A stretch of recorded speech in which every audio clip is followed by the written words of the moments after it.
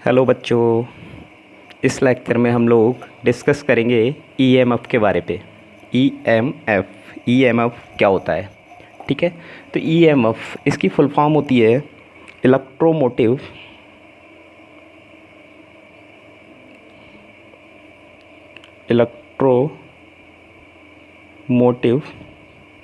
Force.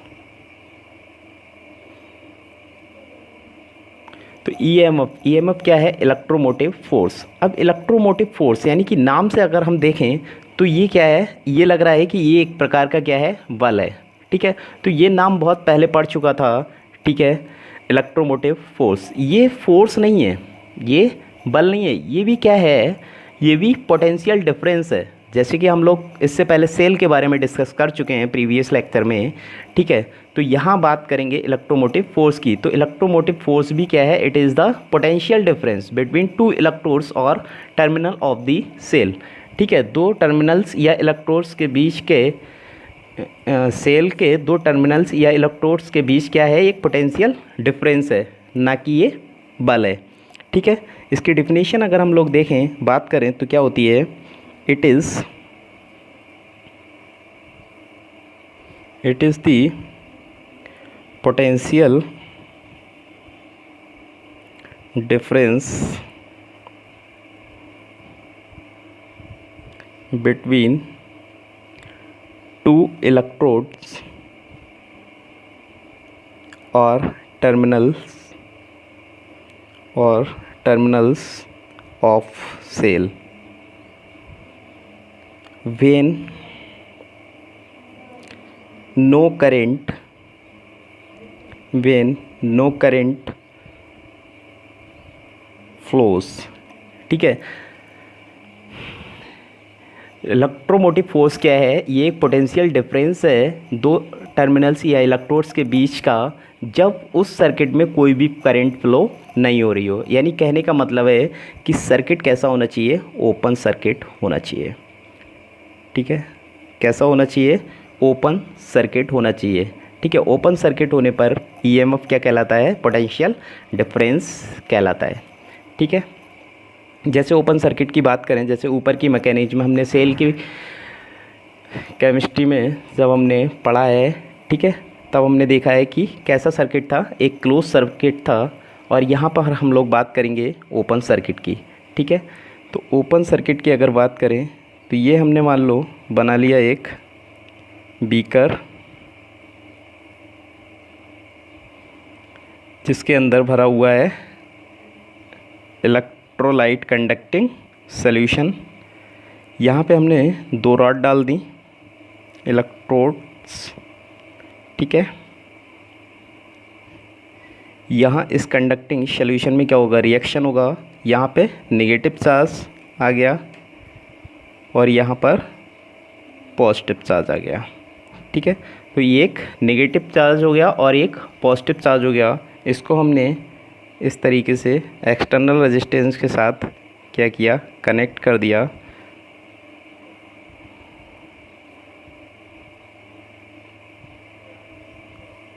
और ये circuit कैसा हो गया? Open circuit. ये सर्किट कैसा हो गया? Open circuit. तो ओपन सर्किट में इन दोनों टर्मिनल्स के बीच का क्या है? ये ईएमएफ क्या कहलाता है? एक पोटेंशियल डिफरेंस कहलाता है। ठीक है, तो ये यहाँ से क्या है? नेगेटिव चार्ज है, तो यहाँ से नेगेटिव चार्ज यानी कि यहाँ से इलेक्ट्रॉन निकलेगा और इस तरीके से इलेक्ट्रॉन क्या करेगा? इसमें फ्लो करेगा। ठीक है, और यहाँ से ये क्लोज ना होने की वजह से इसको क्या बोलते हैं? Open circuit. क्लियर? तो यहाँ का जो पोटेंशियल होगा, यहाँ का पोटेंशियल कितना हो जाएगा? ये कैसा है? इलेक्ट्रोड नेगेटिव है। ठीक है, तो यहाँ का पोटेंशियल कैसा हो जाएगा? Negative, B negative. और यहाँ का पोटेंशियल जो होगा वो पोटेंशियल कैसा हो जाएगा? Plus B positive. तो यहाँ का पोटेंशियल कैसा है? हाई है, और यहाँ का पोटेंशियल वीक है। ठीक है, तो इन दोनों के बीच का जो पोटेंशियल है उसको क्या बोलेंगे? ईएमएफ। जो पोटेंशियल इन दोनों के बीच पोटेंशियल डिफरेंस है। ठीक है, तो इसको बोलते हैं ईएमएफ। क्लियर? तो इसको रिप्रेजेंट करते हैं, इसका साइन ये होता है V plus minus B negative, क्योंकि दोनों का पोटेंशियल कैसा है, अलग अलग है। यहाँ का पोटेंशियल कैसा है, प्लस बी, और यहाँ का पोटेंशियल कैसा है, नेगेटिव। ठीक है, तो दोनों का जो डिफरेंस होगा वो क्या है, ईएमएफ, पोटेंशियल डिफरेंस। तो यहाँ से देखेंगे कि वी पॉजिटिव, माइनस और माइनस क्या हो जाएगा, पॉजिटिव हो जाएगा, और यहाँ से हो जाएगा वी नेगेटिव। तो ये कहलाता है पोटेंशियल डिफरेंस, यानी कि EMF is equal to B plus B negative. ठीक है, तो ये हो जाएगा पोटेंशियल डिफरेंस, या इसी को बोलेंगे क्या, ईएमएफ। क्लियर हो गया। अगर यहीं पे बात करें हम लोग, जैसे कि हम लोग बोलते हैं, जैसे कि हम लोग मार्केट में बैटरी ख़रीदने जाते हैं तो कहते हैं कि कितने वोल्ट की है, 12 वोल्ट की है, इसका ईएमएफ कितना है, 12 वोल्ट है। ठीक है, तो जैसे कि बात करें कि ये हमारे पास कोई मान लिया एक सेल है जिसका ईएमएफ कितना है, 12 वोल्ट। ईएमएफ कितना है, 12 वोल्ट। इसको एक सर्किट के साथ अगर कनेक्ट कर दें, ठीक है, मान लिया ये है एक्सटर्नल रेजिस्टेंस 4 ओम का, और यहाँ पे हमने लगा दिया अमीटर जो कि क्या करेगा, करंट को मेज़र करेगा, और ये हो गया सेल। और वोल्ट मीटर को हमेशा कहाँ लगाते हैं, पैरेलल में लगाते हैं रेजिस्टेंस के। ठीक है, तो ये हो गया वोल्ट मीटर, और ये हो गया अमीटर जो कि करंट को मेज़र करेगा, ये वोल्टेज को मेज़र करेगा, और ईएमएफ इसका कितना है, कितना, 12 वोल्ट। ठीक है, ये बैटरी का पॉजिटिव टर्मिनल और ये बैटरी का नेगेटिव टर्मिनल। तो यहाँ से हम लोग मेज़र करेंगे कि यहाँ जो जा रही है करंट, यहाँ पे करंट कितनी मिलेगी। ठीक है, तो यहाँ से क्योंकि हम लोग लेके आते हैं 12 वोल्ट की बैटरी, बट जब हम देखते हैं कि 12 वोल्ट की बैटरी है, यहाँ पे 4 ओम का रेजिस्टेंस है, यानी कि यहाँ पे करंट कितनी बनेगी, अकॉर्डिंग टू ओम्स लॉ हम लोगों ने पढ़ रखा है कि क्या होता है, V is equal to I R. हमें कैलकुलेट करनी है क्या, करंट, तो current I is equal to क्या हो जाएगा, B अपॉन R। तो B हमारे पास कितना है, 12, और R कितना है, 4, यानी कि जो करंट बनेगी वो कितनी बनेगी, 3 एम्पियर।